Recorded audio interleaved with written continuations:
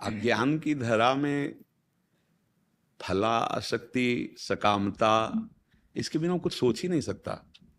जब अज्ञान की धरा होती है ना, तो वो मतलब चाहे लाख उपदेश सुनो या पढ़ो, रंग नहीं आएगा। जब इतना देहाभिमान इतना बड़ा हुआ है कि हमें यही लगता है कि मैं शरीर हूं। इंद्रियों की विलासता जो मन के साथ भोगों में लगता है मेरा ही सुख है, अब बिना कामना को कदम भी नहीं रख सकता।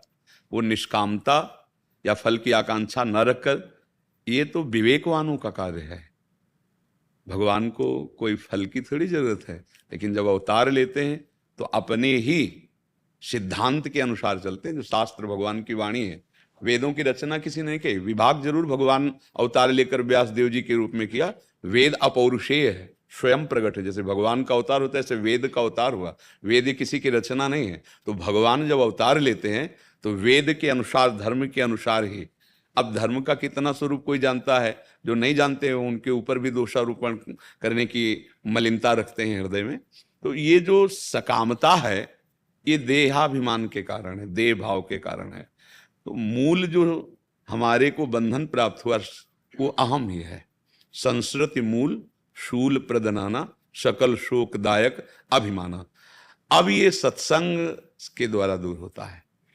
जब हम खूब महापुरुषों के वचन सुनते हैं और ये सार बात समझ में आई कि सतत भगवद स्मृति ही हमारी अहम की मलिनता को शुद्ध कर सकती है, दूसरा कोई उपाय नहीं।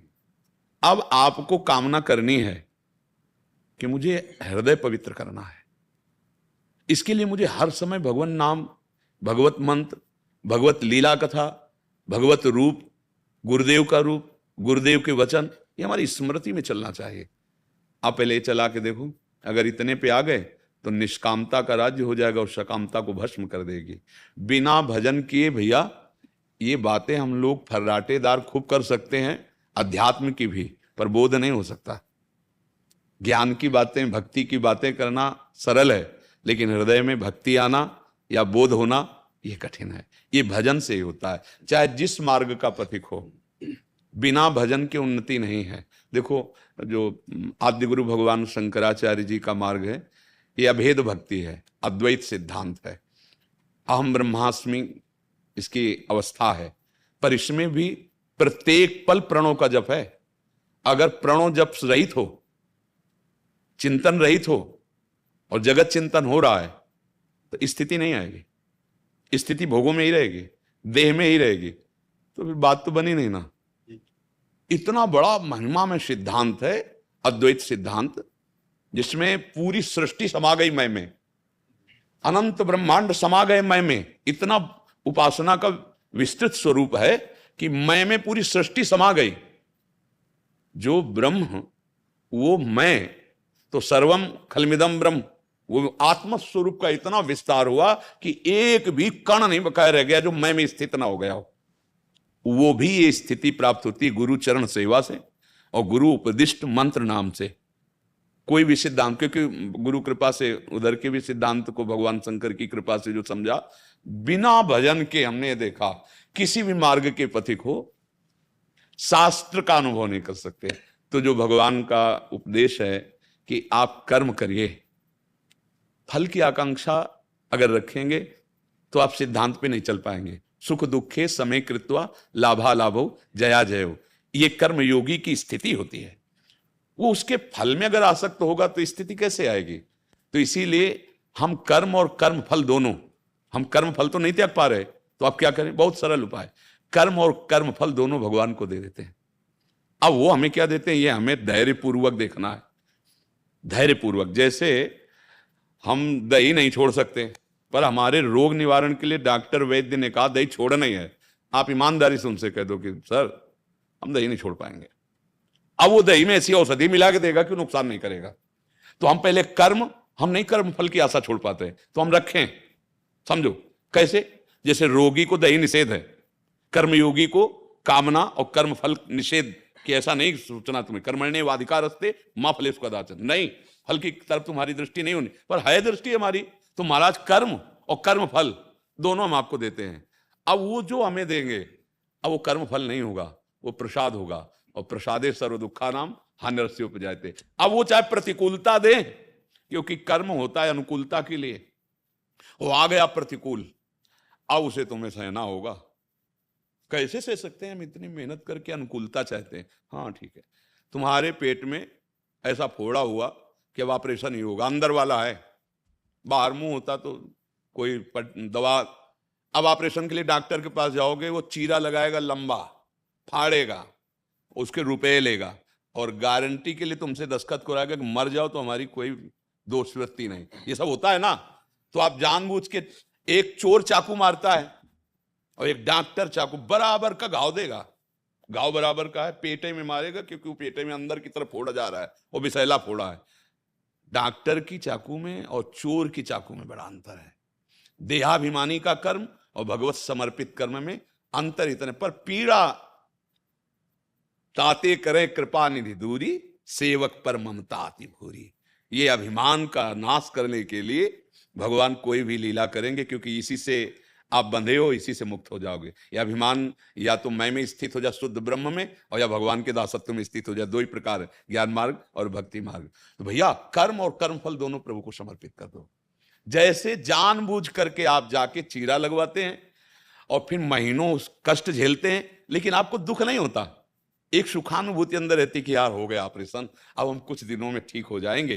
तो एक रोग से ठीक होने के लिए इतना बड़ा चीरा लगवाने के लिए तैयार हो, और अनेक जन्मों का भव रोग है, अब इसका तो ऑपरेशन होगा भैया। आपके मन का ऑपरेशन होगा, आपके प्राणों का ऑपरेशन होगा, आपकी ममता का ऑपरेशन होगा, आपके अभिमान का ऑपरेशन। ये चार समर्पित हुए बिना भगवत प्राप्ति नहीं होती। मन, प्राण, वही मन चित्त है। भगवान कह रहे हैं मत चित्ता मतलब मेरे को मन अर्पित करो। मदगत प्राणा, प्राणों का आहार जैसे जल है, वायु है, अन्न है, ऐसे प्राणों का आहार हमारा स्मरण होना चाहिए। अगर कोई भी श्वास स्मरण के बिना जा रही तो तद स्मरणेन परम व्याकुलते थी। जैसे प्यासा मछली प्यासी व्याकुल होकर प्राण त्यागने लगती है, ऐसे हमारे प्राण व्याकुल हो जाएं। हमारा मन समर्पित, हमारा प्राण समर्पित, हमारी सारी ममता, सबकी ममता ताग बटोरी, मम पद मन ही बांध बरडोरी, और अहंकार हास अभिमान जाय जनि भोरे, मैं सेवक रघुपति पति मोरे, या हम ब्रह्मास्मि। शुद्ध ब्रह्म में अहंकार सर्व पूज्य सर्व मंगलदायक होता है। केवल अंतःकरण अहम धर्म में देहाभिमान भाव जो आ गया, यही दुर्गति और बांधने। अहम शुद्ध ब्रह्म है, उसका जो विस्मरण हो गया और देह भाव में अहम स्थापित हो गया और अंतःकरण में तन्मयता हो गई, यही बांधने का काम कर रहा है। भैया तुम्हें कुछ नहीं चाहिए, जो तुम्हारा स्वरूप है वो आनंद समुद्र है। भूल कर इस देह भाव में आ गए तो आवश्यकता ही आवश्यकता, अभाव ही अभाव। एक बात कोई बोल दे कि ये हमें मिल जाए, मैं कभी कुछ नहीं चाहूंगा, इतनी संख्या या इतना, कोई ऐसा त्रिभुवन में नहीं है, कोई ऐसा त्रिभुवन में। एक बात बोलो ना, दूसरी नहीं, उसके जोड़ कि ये और ये नहीं। एक बात बोलो कि अगर मुझे ये तुम दे दो तो आज के बाद ये हमारे हृदय से निकलेगा, अब कछुनाथ न चाहिए मोरी। पूरी सृष्टि में नजर दौड़ाओ, कुछ मिलेगा? नहीं, कुछ नहीं है, कुछ नहीं है जो ये कर सके कि अब कछुनाथ न चाहे, न सोचती न कांक्षती। आज से सोच बंद कर दूंगा, कोई चाह नहीं रखूंगा मुझे ये दे दो। यहां से लेकर ब्रह्मलोक तक ऐसी कोई वस्तु नहीं है। और जब केवट भगवान के चरण पखार रहा है, चरण मिल गए ना, अब कह रहा है भगवान के देले पर भी अब कछुनाथ न चाहे मोरे, ले चाहिए। जब भक्त को भगवान के चरणारविंद मिल जाते हैं ना, न पारमेष्ठ्यम न महेंद्र धिष्णम न सार्वभौमम न रसाधिपत्यम न योग सिद्धि अपुनर्भवम वा। नहीं चाहिए मुझे कुछ, नहीं चाहिए, अब मिल गया। और हम सोचते चलो संत या भगवंत के दरबार में चले, कह दे ये मिल जाए, बस इतना काम बना दो, कुछ नहीं होगा भैया। उसके बाद 10 कामनाएं और खड़ी हो जाएंगी। उसकी जड़ ढूंढो, जड़ जहां से कामना कहीं नाश हो जाए, वो केवल प्रेम या बोध से होता है। भगवत तत्व का बोध या भगवत नाम भगवत चरणारविंद में प्रेम। अगर ऐसा ब्रह्म भूता प्रसन्नात्मा न सोचति न कांक्षति समा सर्वेषु भूतेषु मद भक्तिम लभते पराम। मेरी भक्ति का परम लाभ क्या प्राप्त हुआ? पराभक्ति का क्या उसे कुछ नहीं चाहिए। वहां पहुंचाने के लिए भगवान कह रहे कि तू कर्म कर और मेरे को समर्पित होकर कर्म कर, अर्थात मेरी आज्ञा तस्मात् शास्त्रम प्रमाणम ते कार्याकारी व्यवस्थित हो। इसके परिणाम की तू चिंता मत कर। इसका मतलब आप कर्म करोगे आप और परिणाम ठाकुर जी देंगे नहीं, ऐसा कभी हो सकता है? छींकोगे उसका भी परिणाम है। इस समय मृत्युलोक में हो, अंगुली उठाओगे उसका एक एक सेकंड का परिणाम है। आप समझ लो, आपको अगर 80 वर्ष जीवन मिला है ना, तो 14 वर्ष की अवस्था से लागू होता है हमारा भागवतिक कानून। 14 वर्ष तक, पहले तो 8 वर्ष तक था, लेकिन उनका क्या नाम, मांडव्य ऋषि, अणि मांडव्य जी, उनके द्वारा स्थापित किया हुआ 14 वर्ष तक। 14 वर्ष के बालक की जो पीछे उसके नहीं लिखे जाते, क्योंकि चेतना का पूर्व जागृत भाव नहीं माना जाता। 14 वर्ष के बाद आप अगर एक अंगुली भी उठाओगे तो किसके लिए उठाया, कैसे उठाया, उसका दंड आपको मिलेगा। बहुत सावधान, ये जीवन मुक्त होने के लिए आए। देखो अभी हम सत्संग में यही, आप मकान बढ़िया बना लिए, बहुत खंड का, हर व्यवस्था है, रुपया पैसा लड़का बच्चा सब है, लेकिन ऐसा प्रचंड विग्रह, कलह, अंदर अशांति, बाहर अशांति। अब एक मिसाइल गिरी, पूरा प्रांत का प्रांत नष्ट हो गया, क्या करेगा तुम्हारा, गया बिल्डिंग, बच्चे, सब गया।